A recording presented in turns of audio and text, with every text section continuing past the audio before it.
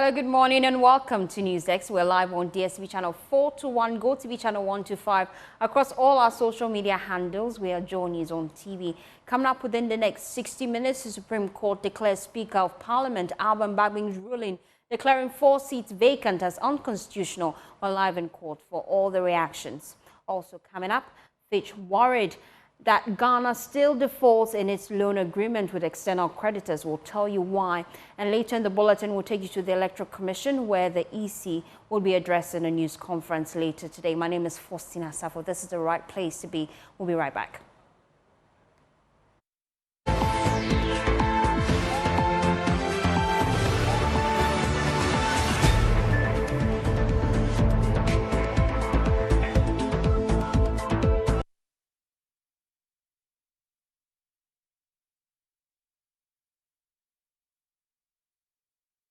Well, thanks for choosing us. We are your home of independent, fearless, and credible journalism. We're starting from the Supreme Court because the Supreme Court has ruled that the declaration of 4 seats vacant by the Speaker of Parliament was unconstitutional. The court, by a 5-2 majority, affirmed the application by Alexander Afenyo-Markin, the Majority Leader of Parliament.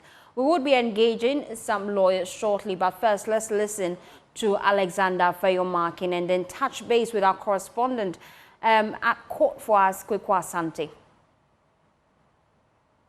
Decision ruling that the Speaker of Parliament did not have the power to do what he purported to have done, and so they have come to the conclusion on this matter. So you can take it back to the studio. We will try and see if we can get as many interviews as we can get, and then finally we can wrap up what has been a very confrontational and controversial matter in Parliament and outside of it, which has been really having a toll on the business of government.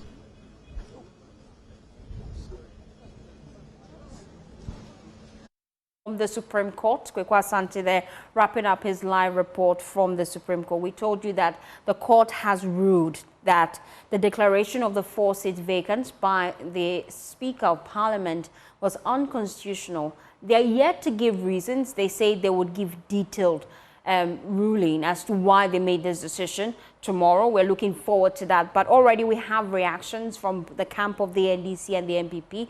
We know that Vincent Ekwesefu, who is NPP MP for Tafo, was in court. He's also a lawyer. He joins us live with more.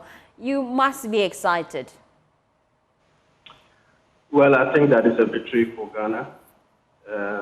This shows that this country is indeed a beacon of democracy, which is hinged on the rule of law. So I'm happy that democracy is victorious today. Now, we're waiting for the Supreme Court to give us an official reason as to why they made this decision. But then let's look at the concerns raised by the other two. They raised concerns about jurisdiction. Your thoughts? Well, the issue of jurisdiction came to play when the hearing was ongoing. Of course, it has been argued that as to whether or not it's the High Court that has jurisdiction to hear such a matter, or the Supreme Court. As you rightly said, we are yet to hear the reasons from the bench. But of course, when it comes to issues of jurisdiction, as far as interpretation of the Constitution is concerned, my understanding is very clear that that is the sole prerogative of the Supreme Court. And so I am interested in listening to the two dissenting opinions, that is Justice Lovelace and Amadou Tanko, to hear what their dissenting opinion is as far as the jurisdiction of the Supreme Court is concerned with respect to interpretation. But I think that it is right all over the cases that I've seen and read that when it comes to the interpretation of the Constitution, that is the sole prerogative of the Supreme Court. Let me bring in Dr. Kwabena Donkor. He is the former Power Minister and he's NDC MP for Pru East. Thank you for your time so much here on NewsX. I'll come to you shortly just to give us a sense of what should happen next after the Supreme Court ruling. But let me wrap up with Vincent. Vincent, what should be the next line of action? Because you are an NPP member of Parliament, you're in Parliament. What is the next line of action? What will happen next? Well, you see, the ruling, let me say, the judgment today does not include a trigger for Parliament to reconvene. No, it does not. However, okay, it is also within the laws of Parliament. We seem to have lost connection to Vincent. He was just making a point about the ruling doesn't include a law for Parliament to reconvene. If you recall, the Speaker adjourned the House indefinitely initially, and then the second time when the majority called for an emergency sitting, which they failed to show up on the floor, the Speaker adjourned the House indefinitely. Now, we're just looking at what the Supreme Court ruling would do to Parliament moving forward, especially because Parliament is not in session. What will happen next? Would the majority in Parliament have to then, call for another emergency sitting? That is something on the table. We'll get more from Echo once he joins us back. I'm told I have better connection to him now. Echo, so what happens next? Since the House has adjourned indefinitely, do we expect that the MPP would then call for another emergency sitting? Well, so I was making a point that the judgment in court today is exclusive of a trigger to reconvene Parliament. A trigger in Parliament, or if you like, a trigger to reconvene Parliament, comes by two ways, and that is based on the standing orders of Parliament that emanate from the Constitution of the Republic of Ghana. That's for 110. That the Speaker of Parliament, so much, that is without any application or petition whatsoever, that comes to him, can say that due to public interest, I am calling Parliament based on these reasons. Secondly, a petition from members of Parliament, that is about 15%, can also trigger such a reconvene, to reconvene Parliament. So what that means is that at this point in time, I think that the majority side is about having a meeting. Then we will decide as to whether or not, which I think that is going to be in the affirmative, to trigger Speaker of Parliament, or if you like, to petition Speaker of Parliament to recall Parliament so that the urgent businesses that we are supposed to deal with can be dealt with. Because you see, the judgment that comes today clearly indicates that the MPP is still the majority in Parliament. So I do not expect that any time that Parliament reconvenes, you will have the minority going to sit at where the majority normally sits. Because it is now clear, crystal clear, some finality has been put to it that the MPP is still the majority in Parliament. Let me bring in NDC MP, Roxanne Nelson Dafiamepo. Now, Roxanne, we've just been hearing from Vincent, and he advances the argument that though the court ruling is exclusive of a directive to Parliament to reconvene, what would happen next now based on the Supreme Court's ruling that the Speaker's declaration of the 4 seats vacant was unconstitutional? What will happen next is that they would then have to trigger another emergency sitting. Your reactions first to the Supreme Court's ruling today, Roxanne?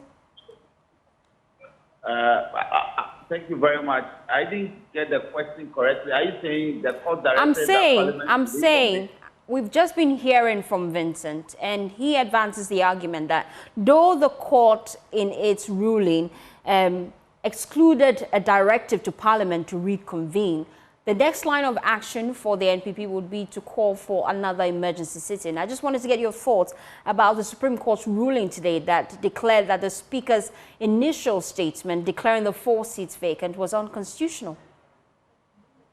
Thank you very much. First of all, I am sad by the decision of the court. I think the court fell into an error of some law.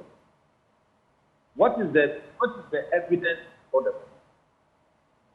Is the court saying that Cynthia Morrison is not running as an independent candidate in Aguna West, even though she's presently the MPP-sponsored member of Parliament for Aguna West? is the evidence before the court that the independent member for Komina now is the sponsored candidate by the NPP under their symbol and colors for Komina? Is the court saying that the evidence that Kojo Samoa, by Kojo Asante, who is the NPP sponsored member of parliament for whom is now an independent candidate? So unless I see the reason, I don't know what the court is saying. In any case, in any case, a decision has to be taken by parliament to give effect to this ruling. And that decision will have to be taken by the 275 members of parliament. Roxanne, let me understand where you are coming from. A decision by parliament to adhere to a Supreme Court ruling? Is that what you're pushing for? Right. Why exactly? Isn't the Supreme Court ruling clear enough? Why then do you then have to decide on it as parliament?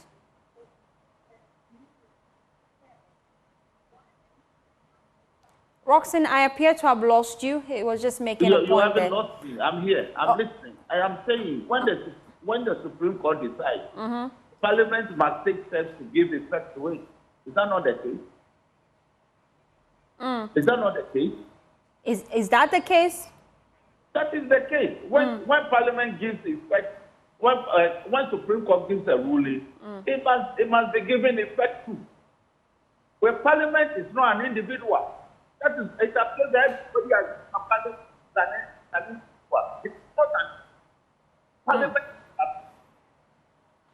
So I still must take it by Parliament. I'm struggling to hear Roxanne Nelson Dafiamepo, and I'm sure our audience are as well. I'd like to let my producers reconnect to Roxanne because he's making a salient point there that Parliament would have to decide and, conclude before the Supreme Court's ruling takes effect.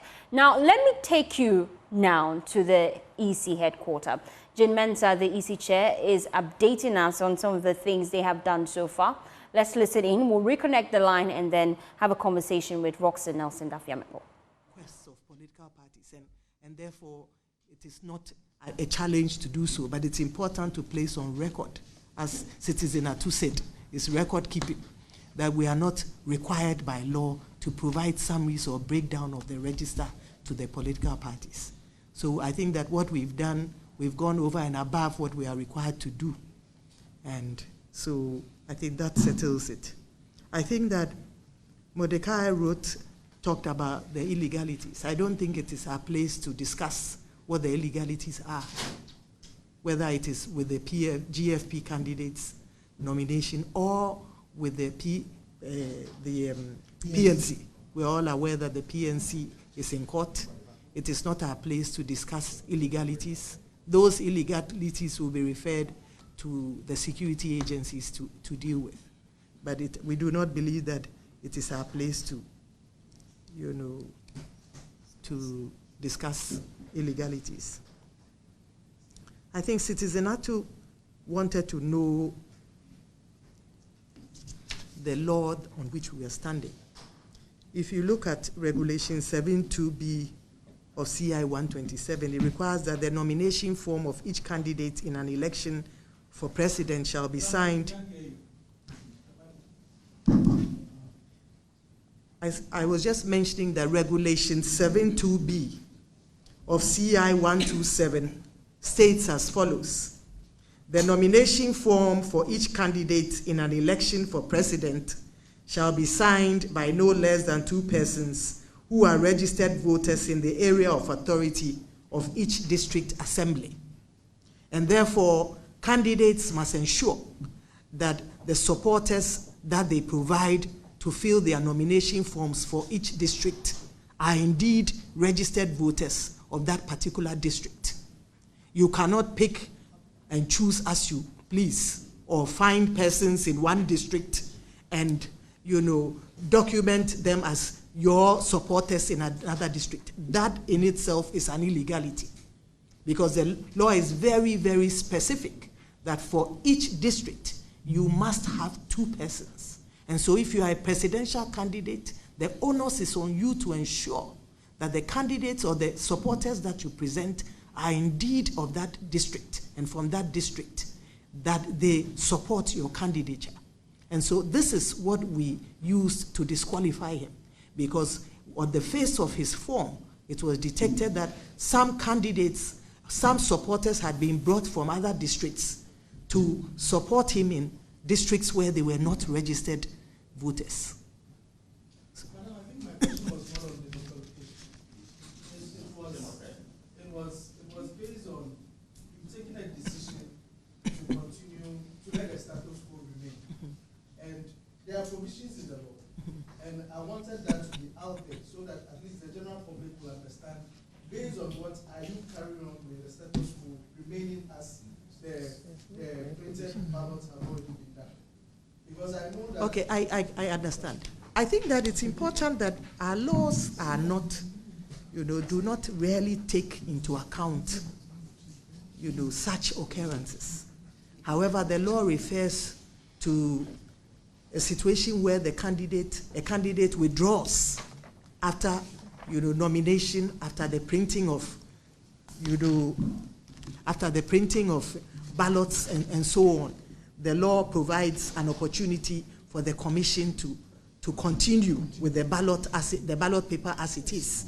However, it is not clear on death and situations like this. And even if you look in the law, CI 127 and the Constitution, it doesn't expressly focus on a presidential candidate. If you read the provision 54, you go down, you realize that it's mainly talking about a parliamentary candidate.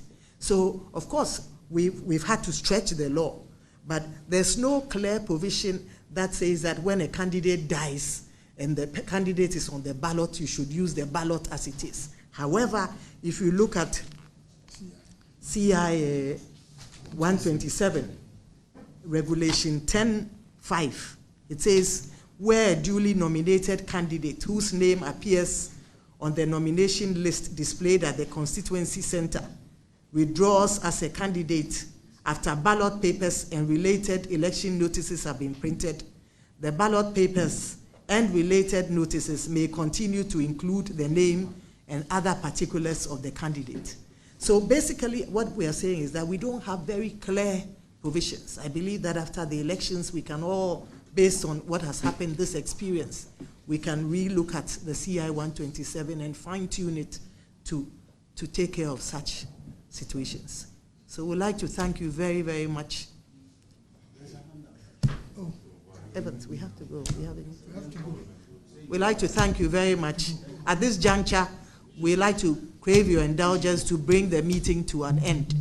The Commission has a meeting going, a planning meeting of all its regional directorates. So we would like to crave your kind indulgence to bring the meeting to an end. Thank you very much. Take over. Let's have a closing prayer. Let's have a closing prayer. Let's have a closing prayer. Let's have a closing prayer. Jerry, we are praying. Father, we thank you once again. The EC chair there, Jim Mensah, just giving us updates on the election. We're reconnecting to my colleague Papani to just give us a wrap of some of the key things she said, because that conference started like a while ago. We're just giving you updates from key happenings from the Supreme Court. The Supreme Court has, by a 5-2 decision, ruled that the Speaker of Parliament, Agwin Babing, declaration of 4-seat vacant was unconstitutional. We've been hearing from the likes of Vincent Echo, who is quite optimistic about what this would mean moving forward to proceedings in Parliament. Now, he has also served notice that it's most likely that the NPP caucus in Parliament, who is the majority really, they would be recalling the House on another emergency sitting. We've been hearing from Roxanne Nelson Dafiamepo on the NDC side. He is quite disappointed in the Supreme Court. Now, we're looking forward to the ruling because the Supreme Court have served notice that they would give us detailed reasons as to why they made this decision, and a ruling that would be made available tomorrow. We know that out of the panel that actually sat on this case, 2 of them raised objections with regards to jurisdiction. And the conversation about jurisdiction has come up again.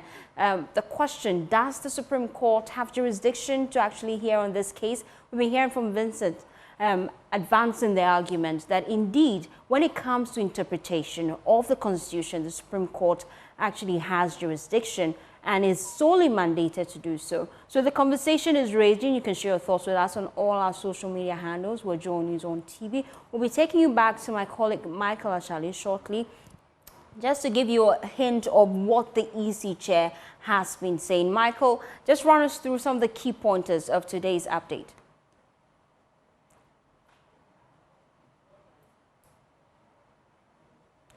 Michael, if you can hear me now, I'm just asking what were the key things the EC chair said at the meeting today.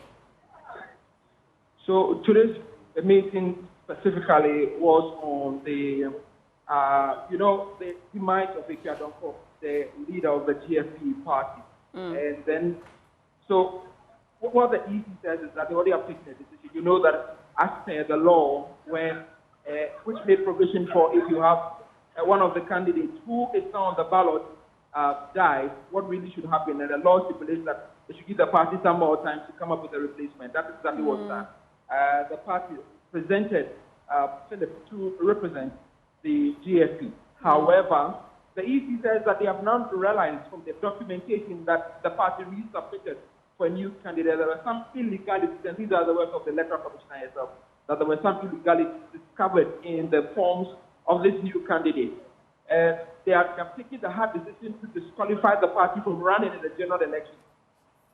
The reason will be that she says that some, based on the fact that it's available to the electoral commissioner, some individuals that had endorsed this particular candidate in some of the districts were moved from other districts, contrary to what the law says. The law as it stands now says that 2 people from each district must endorse the candidate. Says that they realized that some individuals from some other districts were moved into other districts to endorse the candidate. That they felt was an illegality for which you couldn't give this party a second opportunity. I mean, possibly you are asking yourself, why didn't they give them an opportunity just like a previous and the first time the candidate has filed? He says that they cannot give them an opportunity to go back because this is not a mere error. However, this is an illegality, and for them, they feel that they cannot give that opportunity. What will happen after now? Will the ballot change? Will the ballot papers, as it stands on the top candidates, change? The electoral commissioner says that that will not change at all. That will stay as it is, and you have 12 people. However, any vote for the GFP party will not be counted, will not be recognized as well, will not be added to the national tally at the end of the day. Essentially, anybody that decides to vote for GFP will not count. But Michael, of the election. Just clarify for me, because this is coming at a time where the EC itself told us they had to hold printing of the presidential ballot. With this new directive, what happens next? Will they just give us the old ballots they have printed? They will not give up the old ballot that they have printed. Okay. So she mentioned that they are close to 90% in terms of concluding their printing of ballots, specifically the presidential ballot. And so they will go ahead and finish that process. They will keep the party's name on the ballot. However, they will annul all votes that go towards that. And that will also be separate from the national tally at the end of Thank you, Michael. Let me bring in Dr. Rashid Tanko. He is at the EC headquarters. He's also been addressing the media. He has some key concerns. Let's listen in. Voters list. And that one has to do with the one they've said they have cancelled, the polling stations. According to their statement, some polling stations do not exist again due to 1 or 2 reasons. And because of that, they've realigned them to other polling stations. And so we want to know those polling stations which has been cancelled, which has been realigned to other polling stations, so that we can amend our records. Because we are going forward for an election, and then for the first time we are hearing that there are certain polling stations which doesn't exist again. And their figures amounted to about 884. So we need to know those polling stations which has been cancelled. So these are our issues. And then we also requested for the regional breakdown. I mean, what they gave was just a national summaries We need to know the regional breakdowns and all that. These are some of the issues we have requested from them, and we hope that they will make good meaning of that. Based on that, I requested that I want to receive my hard drive for my party, of which we returned back to them last week, and they said they will go and bring it. So we are waiting for them to bring it. The EC didn't ask us to go and collate. I don't respond. I won't respond. I won't respond to them and then glorify such rubbish. That is not our work. We are a political party. Those who are supposed to do the job is the EC. Ghanaians don't pay their taxes to us as a party. They pay taxes to the EC to do this job. This is administrative. So we requested for it. I was grateful to thank them for bringing that one, but it fell short of the original summaries. And then that's why we asked for. And clearly, they know it. That's their job. That's why they were silent about it. It doesn't take the mouth of a political party, which will not even make a 0.001% in an election, to ask me that they don't need to have that. We will follow it through. We've taken notice of it, especially the issue about the polling stations, which do not exist again. I mean, this is the first time they are announcing, and I'm sure you, the media, have taken notice of that. This is the first time. I mean, so if we hadn't asked, all these things wouldn't have been up. We would have been going to elections knowing certain polling stations exist, only to go there and then voting will not take place in those areas, and figures have been aligned to other places. So you see the benefit of NDC insistence on doing that, making sure that the right things are done. And I think Ghanaians should be thankful to NDC for our eagle eyes, which has brought us this far. And hopefully we make sure that they bring us the final data, which is the regional breakdown. We are grateful. Mr. Tanko, so have you now taken your final voters register? Yes, I've requested they say I should wait for it. They are bringing it. But are you satisfied? And almost days ago, just last week Wednesday, when you came here for the final voters register, you asked for some documentation. It's taken close to 5 days to get you that document. Are you satisfied now with the breakdown that they've given you? Well, we have taken notice of it. We've studied it. We've made relevant requests again on the list that they have provided. You will see that they've talked of some 884 missing absentees, and due to non-existence of certain polling stations.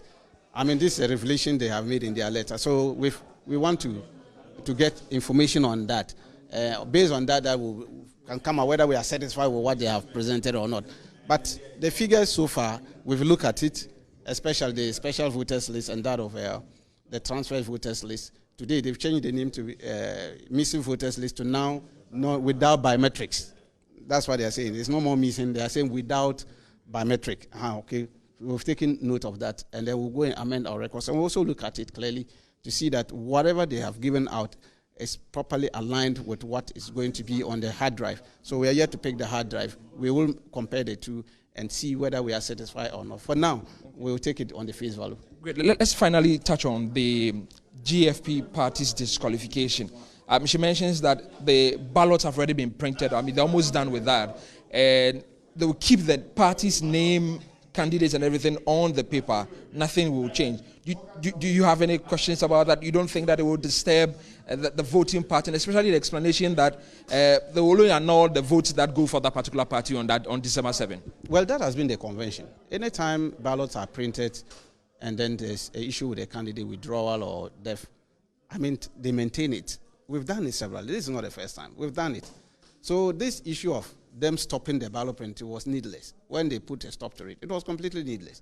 What they needed to do was, well, if they wanted to continue with the process, they could have continued the process, allow Ikuadonka picture to be on it, but they will instruct their presiding officers to cancel the picture of Ikuadonko, so that nobody, when you are issuing ballot paper, they'll cancel it. That has been the practice. I mean, we've done it before, since 92. We've been doing this kind of thing. They'll cancel her picture so that nobody thumbprints on that one. But they were silent on it. And I need not to tell them that this is what it's supposed to do. Operationally, they should know this. But, well, anybody who thumbprint on Okiadonko will become a rejected ballot. It will be counted as a rejected ballot because she doesn't exist on this, just the effigies which is there. So we are okay with it. The ballot paper maintained. Our position is number 8. The number 8, the umbrella is still there. Nothing changes. It still maintain the same thing. I mean, we would have wished that they have a candidate. I mean, nobody wished anybody dead. So if they had replaced their running mate to be their candidate, we would have wished that it goes through so that we can give him a run of his money for his money. I mean, that one, we want to have a fresh contest. That is what we wanted to do. But if the easy thing is that they are not qualified to be on the ballot, but they will maintain Equiadonko, so be it. We have no qualms about it. All right, sure. Dr. Rashid Tanko, thank you very much. He's the Deputy Director of... Michael Ashali there, just giving us a wrap of some of the key things that have come up today. The Electoral Commission, they have declared that Philip Appiah could be the replacement for the flag bearer of GFP. Unfortunately, has been disqualified. They pointed a lot of errors and irregularities in his nomination forms. As a result, this moving forward, whoever would vote for GFP on the party on the ballot would not be counted. Let's take you back to our earlier story. We're just giving you an update as to what exactly happened in court today. We're bringing in lawyer Kweku Pencil just to get his thoughts about the key happenings in court today. The Supreme Court, we told you earlier, has by a 5-2 decision declared that the Speaker Alban Babing's decision to declare 4 seats vacant in Parliament is unconstitutional. Lawyer, let me just get your brief thoughts about what panned out in court today.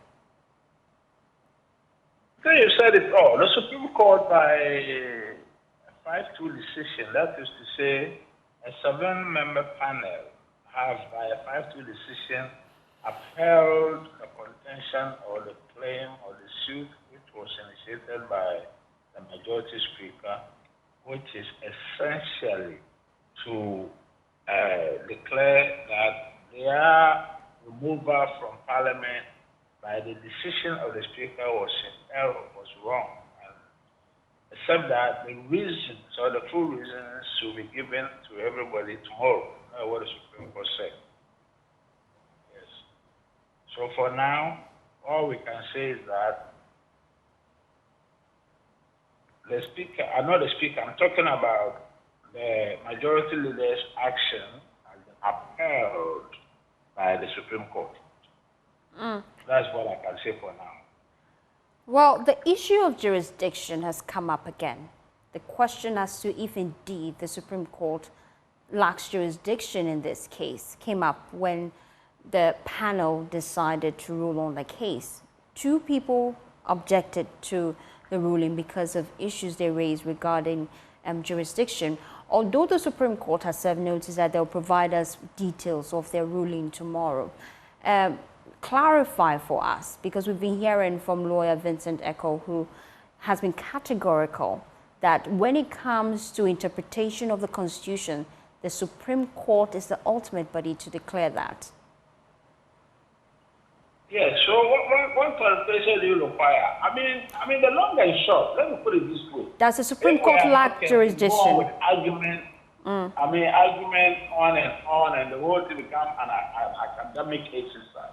The short of the matter is that whatever reason that the minority, which are the 2 judges, have for taking the position that they took or they have taken, the position is clear now that the 4 MPs who were removed by the fiat or the order or the ruling of the Speaker are entitled to return to Parliament.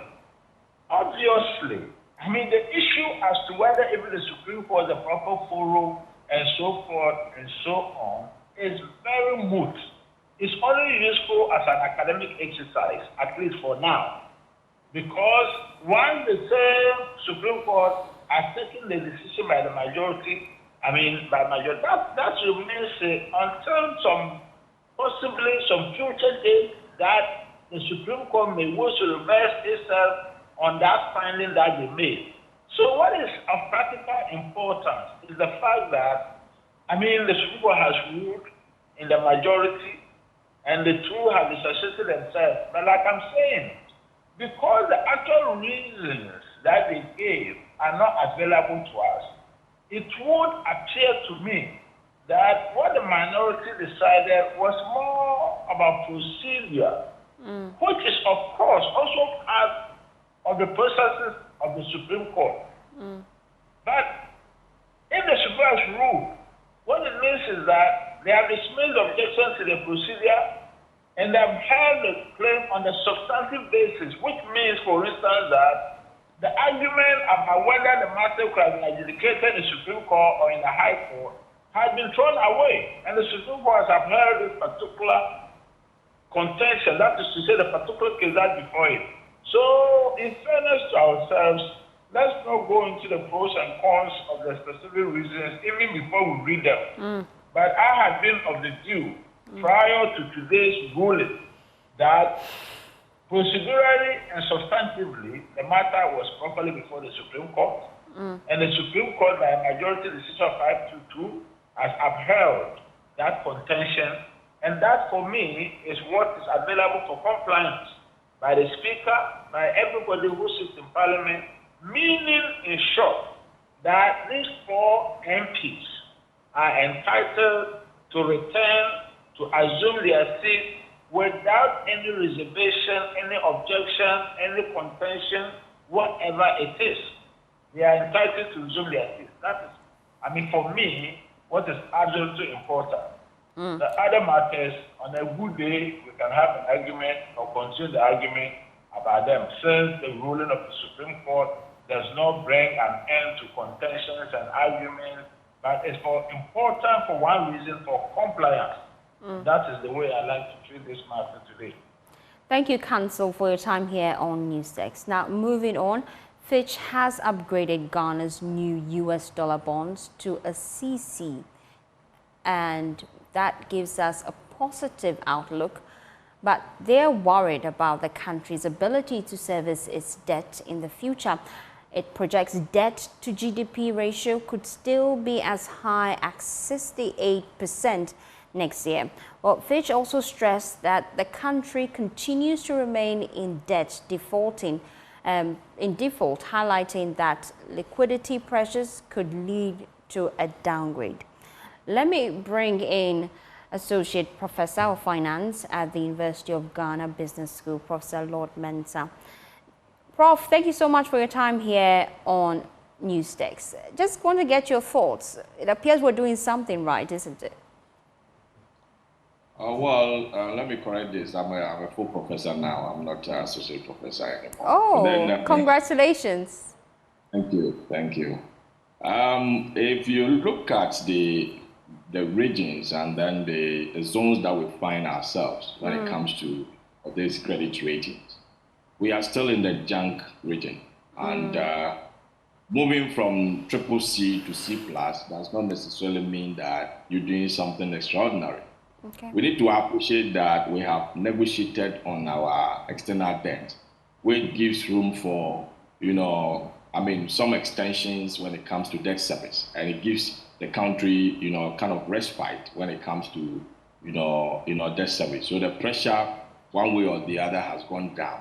But the outlook does not look, all positive, as they've indicated in their report. Because, if you look at the rate at which, the currency is depreciating, and then relative to our external debt service, you will come to appreciate that even though we are negotiating to reduce our debt, exchange rate is still having a bite on our debt levels. And by so doing, ability to pay, keeps on, reducing. And that is why they're saying that, yes, we have moved from, CCC to, CCC+, but then it does not take us from, possibility of, not servicing our debt.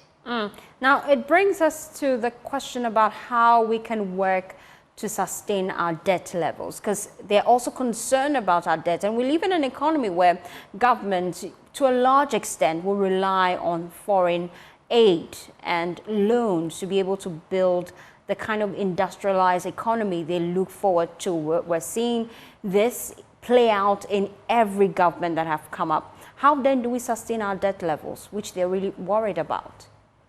Yeah, so for now, loans may not be the route to, get in foreign inflows. Let me put it that way. I think it's about time we repackage the country and then make sure that various institutions can borrow on their balance sheet, present very good front, even though the country will have some backing for those institutions. But then to present Ghana and then say Ghana is going for loan it's going to be difficult. I mean, no country will deal with Ghana seriously when it comes to lending. Another route we may have to look at is foreign direct investment to ensure that at least the country becomes, business friendly, so that the monies that government could have gone to borrow by itself, those monies will go through, individuals and other businesses that may come and then invest directly here, to create the necessary jobs that are required. But for Ghana itself as a country, it will take a long time, for us to attract, the necessary funds that is required from the international market. Unless maybe, those who are lending to us, are looking for some exorbitant, interest rate, which probably will still keep us, in high debt levels. Because we should understand that the more we keep on, borrowing at high cost, it tends to build up our debt. So from where I sit, I think, the country needs to call back, make sure that we reorganize ourselves very well to become, business friendly, so that businesses can come and invest here direct. On the other hand, public institutions like, Cocoa Board and other things can be revamped, so that government will move away from, their activities, and Cocoa Board in itself will borrow on its balance sheet. And by so doing, we should be able to attract the necessary foreign inflows that is required to help us grow.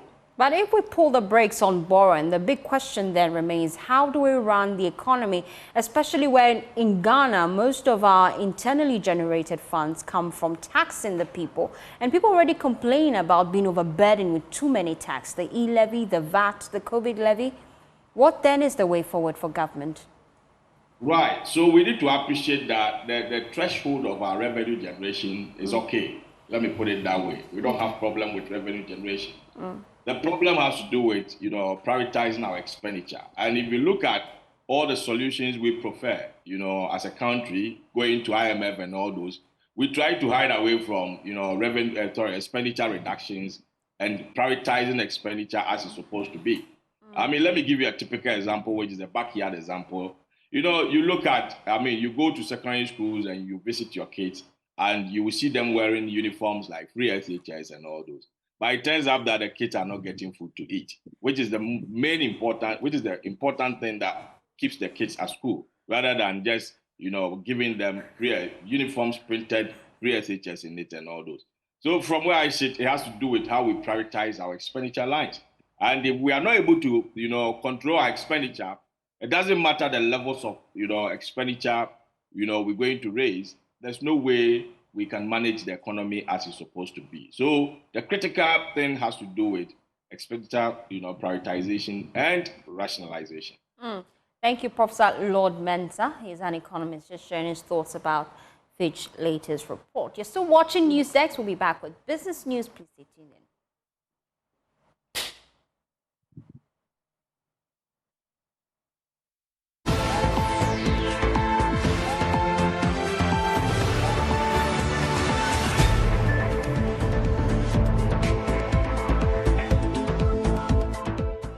Welcome back to Business on NewsDesk. My name is Winston Taki, and now to our first business story.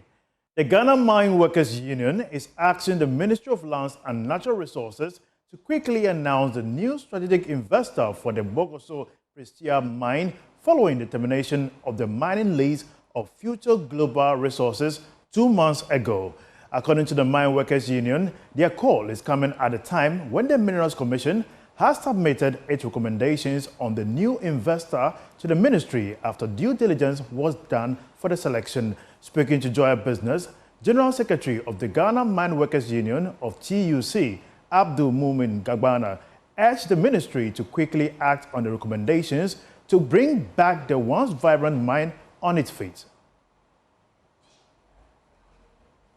We are seized with information to the effect that the Minerals Commission, and by extension the Ministry of Lands and Natural Resources, has done a lot of due diligence targeted at least deciding on one of the one of the prospective investors that have shown interest.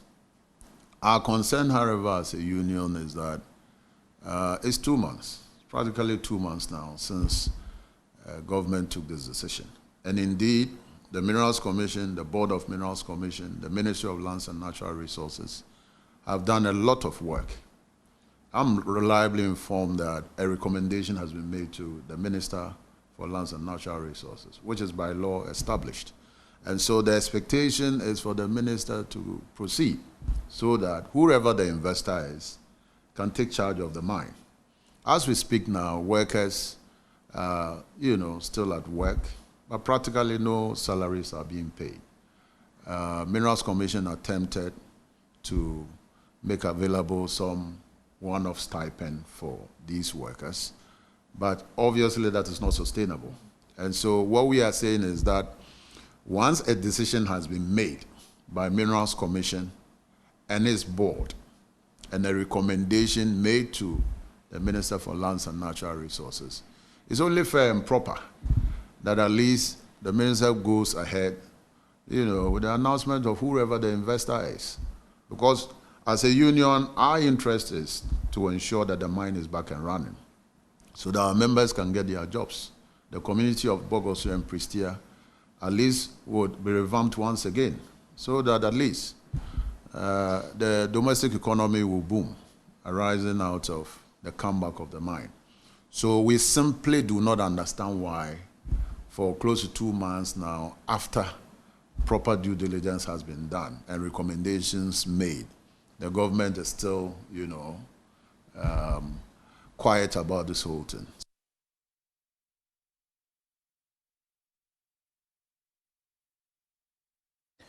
That'll be all for business here on NewsDesk. My name is Winston Taki. We have more news for you after this break. Stay tuned.